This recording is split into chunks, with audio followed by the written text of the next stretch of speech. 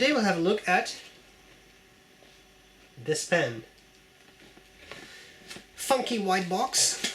This pen was lent to me by Joost Appelboom from Appelboom Pennen. Thank you kindly. And that means that if you want one, of course, you can always go to my website, click the banner, get a 10% discount. And if you're in the US or anywhere outside of Europe, you don't have to pay value-added tax. Can make a difference. Anyway, here's the box. Then there is the real box, which is pretty fancy. You have to say it's fancy. It's a full color box, mainly aquamarine, but you'll understand why. The first thing I notice, this is going to sound weird, is this box has a really odd texture. It's really something I almost want to cuddle. Sorry, it's very interesting. It also has a super smooth sort of foil-like print of the pen and ink on there. The ink of the year Aquamarine, you get a 50ml bottle and you get the classic M205 Frosted Aquamarine. I don't know why exactly that's frosted and not just aquamarine, but I guess it sounded cool. There is the box, and the box opens in a very exciting manner. Very, very nice. This is also super smooth, and I do really like the presentation. It can even stand up almost like a screen that you put down. I think it's very nice. So that's cool. Here we have the pen. There is of course also the ink. It's the one of the Edelstein inks, ink of the year. Of course, that is the Aquamarine. I like the Edelstein bottles a lot. They're very heavy because of the thick glass bottom. But unlike, for example, the old Caran d'Ache bottles, they were super shallow. So if you have a pen with a large nib, it doesn't even really fit comfortably. But with these bottles, I don't think that's such an issue. So I do really like that. I'm just going to leave that open so I don't accidentally tear this off, which is bound to happen. Then here we have the pen. Interesting color. So I'm going to cover the parts of the pen, tell what I like about it, tell what I don't like about it, and then I'll do a writing sample. Let's start at the very top of the pen. Pelikan M205. I've reviewed 205s before, so if you were an avid watcher of my videos, there isn't much here that you haven't seen before, but that's alright. We have the Pelikan and the little baby. And we have the clip. The clip, of course, again has that stylized pelican bill and head with the eyes. The eyes always freak me out a little bit, but that's okay. We have the cap. The cap is slightly translucent, as is the entire pen, which is kind of cool. And then there is the center band, and the center band says Germany and Pelikan. Barrel. Piston turning knob, because it is a piston filler, and the end of the piston turning knob doesn't really have anything going on there. I get this question, can these pens be disassembled? Answer, not easily. At least I haven't been able to figure it out. If you do, it's not like with the nudeless pen where you unscrew the blind cap or the turning knob and then you can put it back in very easily. Once it pops off, it's not easy to put back on there. So I think, and I could be entirely wrong, but I think you need some type of tool, or they do this once and you're not supposed to undo that yourself. 205 series, 5 series means it's a rhodium trim and not a yellow gold.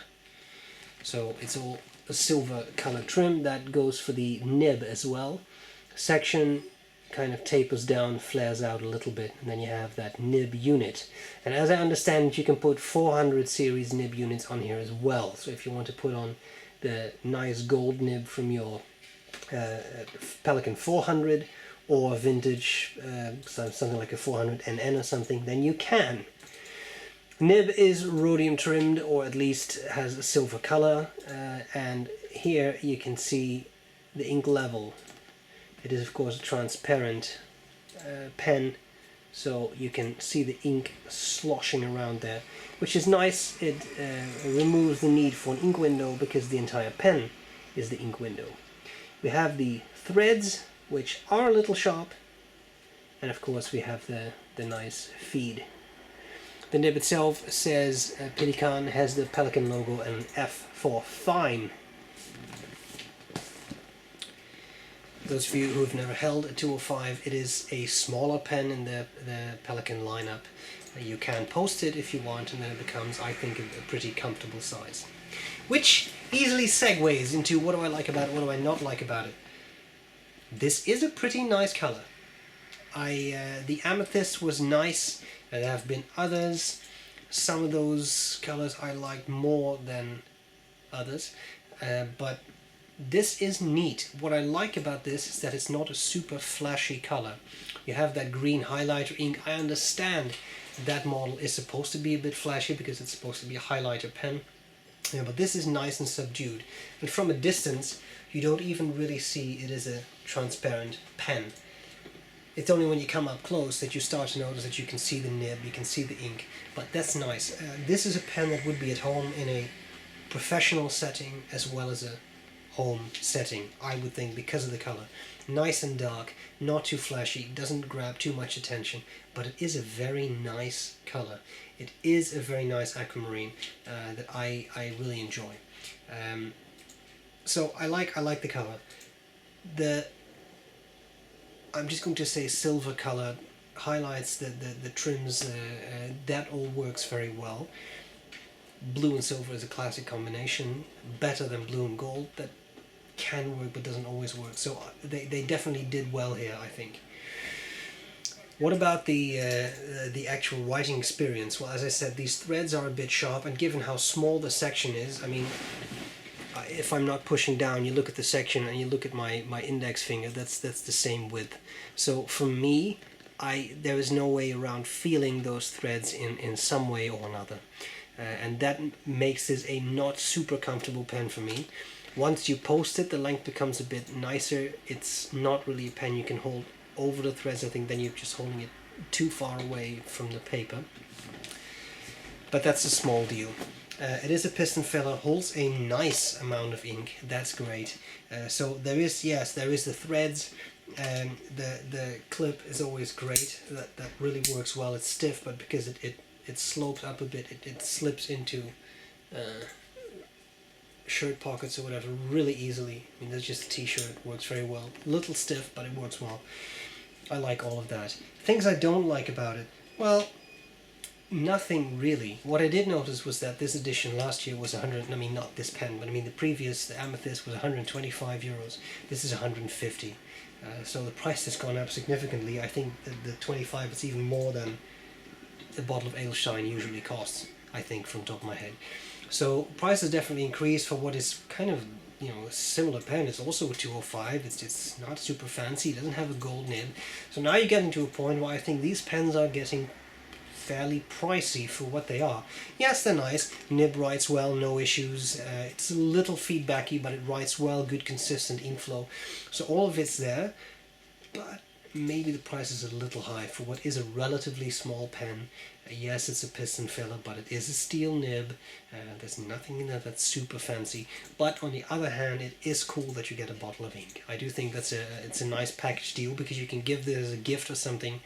The receiver can immediately start writing, which is cool.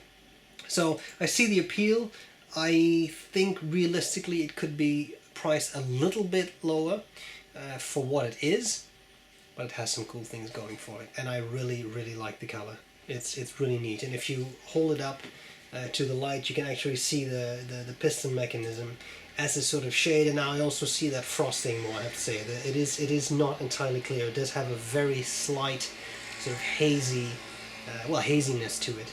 So I think it's a neat pen. Now, again, thank you to Appelboom for lending me this pen. Again, if you want one, check out the Appelboom banner on my website and you'll get a 10% discount. I'm going to do a writing sample. Measurements of the pen are on the website, as well as high-resolution pictures, as always taken by the inimitable Gourmet Pens. I hope this was useful so far, and I'll gladly see you later. Bye-bye. Alright. Pelikan M205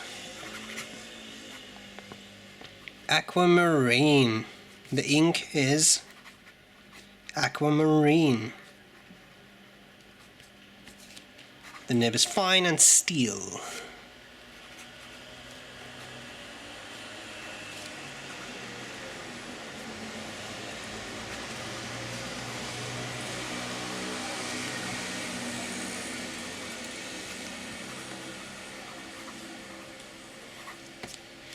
The nib is fairly smooth. This is very smooth Rhodia paper. I have used it on slightly coarser paper, and you definitely get more feedback there. There is some feedback on this, but it's not unpleasant, so I like that. Wetness.